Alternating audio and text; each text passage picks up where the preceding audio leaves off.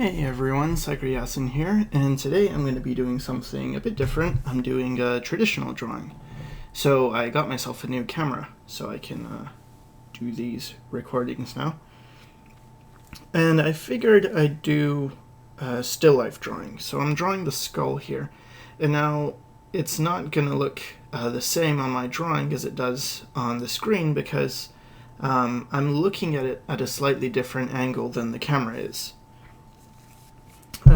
And I'll try and remedy that a bit later, but for now, it is what it is. Okay, so I'm starting out by doing, a rough outline of the drawing, just measuring, and in the beginning I was holding the pencil really far back, and that gets a very light touch.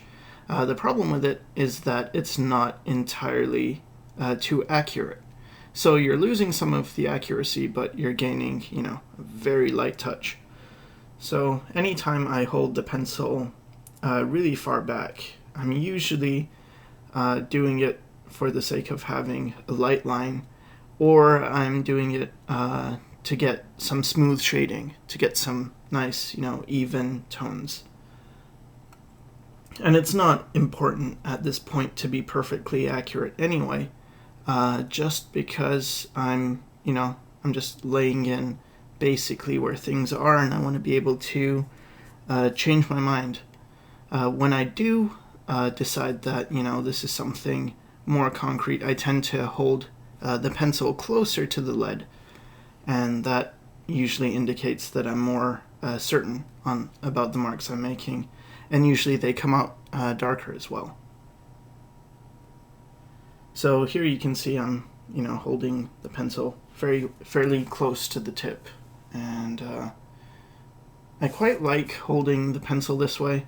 It's similar to how I hold charcoal, and I don't know, it feels different than when you hold it like a writing instrument, but here you'll see I kind of hold it like a writing instrument when I want to get some crisp lines, some details. And I'm gonna go and lay in a tone for the background. It's pretty important to lay in the background fairly early on, because what you want to do is just establish your values, get your tones right. And so it's difficult to do that if everything is the same tone.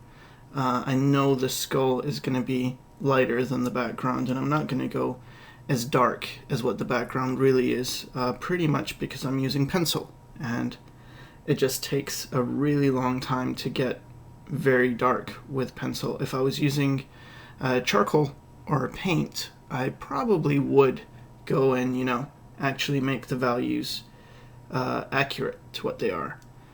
Here I'm using a 6B pencil to darken it. I used a 2B pencil, a B pencil, and the 6B pencil. So now what I'm doing is I'm using a crumpled up toilet paper, and I'm using it to blend with. I know you can get chamois, or what do they call chamois? You can get a chamois and use that to blend. But I've always found toilet paper just as effective. Tissues work, so do paper towels, just whatever works for you. It doesn't always have to be fancy art tools. And there I use my finger.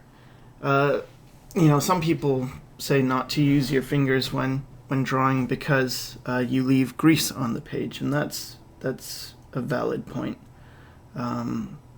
because this isn't something I'm thinking of, really, like, I'm not going to frame this or anything, so I don't really care if there's grease. But I suppose if I was doing it for a client, then maybe I wouldn't use my finger too much, just in case, but I'd be using better quality paper as well. Right now I'm just using, I don't know, it's a Canson sketchbook. It's just like a normal sketchbook. It's nothing really fancy.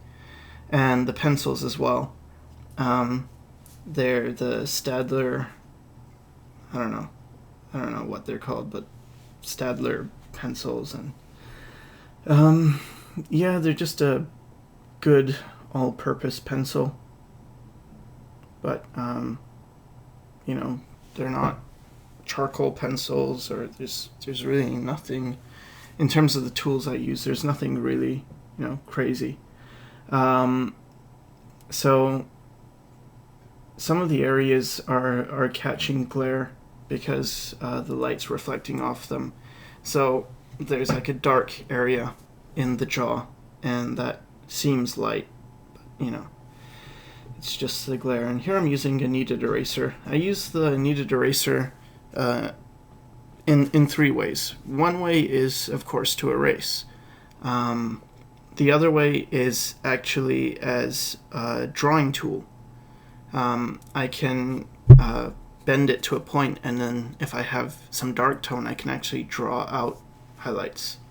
And the final way is if I want to lighten a tone. And I've made a video on traditional drawing techniques, and in this video I go over how I use the various tools like the kneaded eraser, and also you might notice that my pencil lead, not the 6B one right now, but this one, the B that I'm using, it's got a fairly long lead, and in that traditional drawing video I explain how I go about sharpening that as well.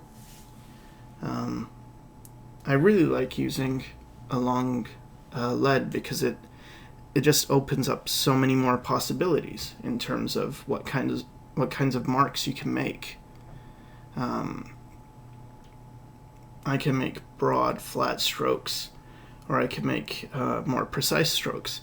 And when I shade, I can use, you know, when I use the broad part of the pencil, it's actually kind of sharpening it, because what I do is I spin my pencil.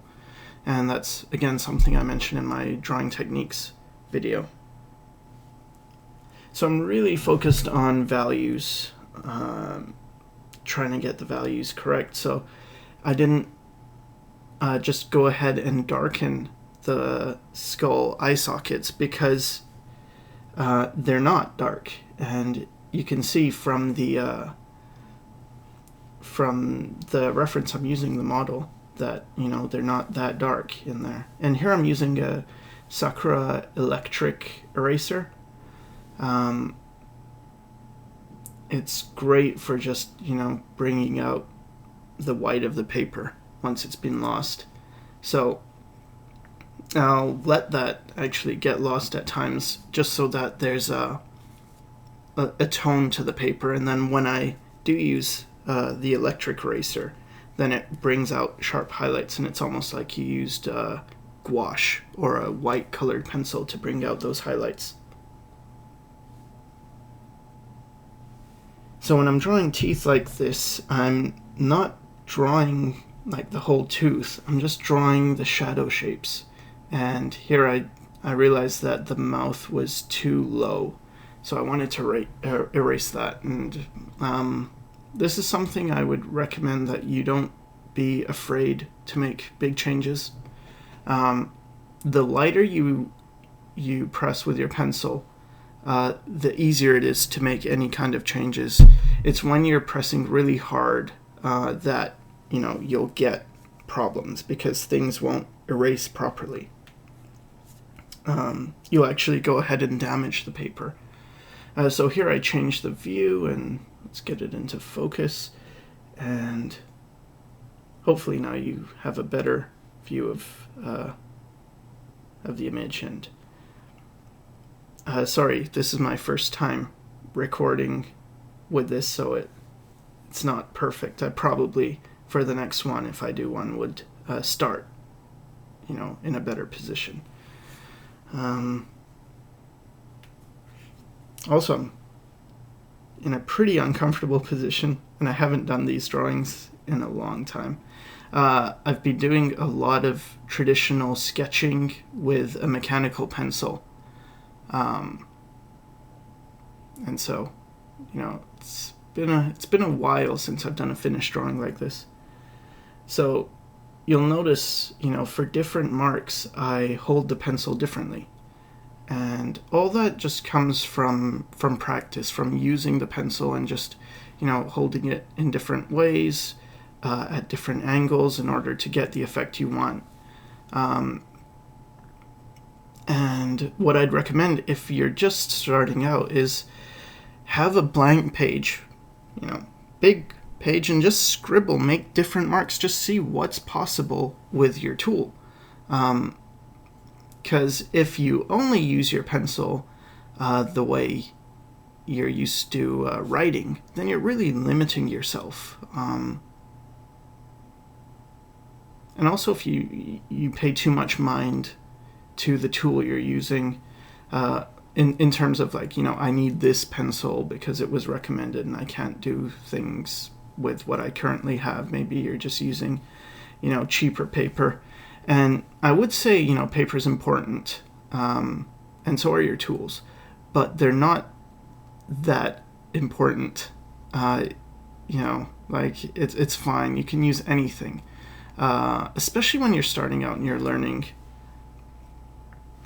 The thing that happens when you are more experienced is then you can make use of the paper or the tools much more.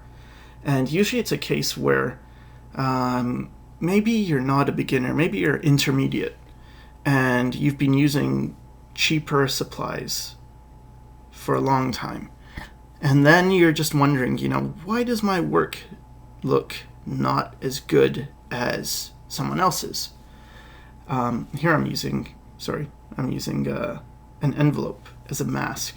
It was just whatever I could find around because I wanted to lighten an area and I didn't want to get in the way of the other area. Anyway, so as I was saying, when you're at that intermediate level and you feel stuck and you don't know how some people are getting some effects, that's really when it may be the brush, it may be the pencil, it may be the paper, it may be the tool. Because, it does make a difference.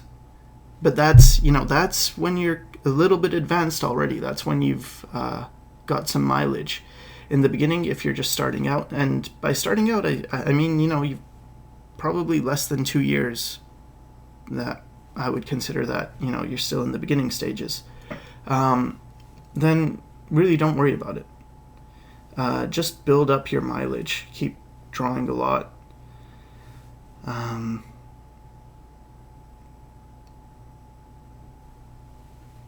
Not much more. I think I'm nearing the end now.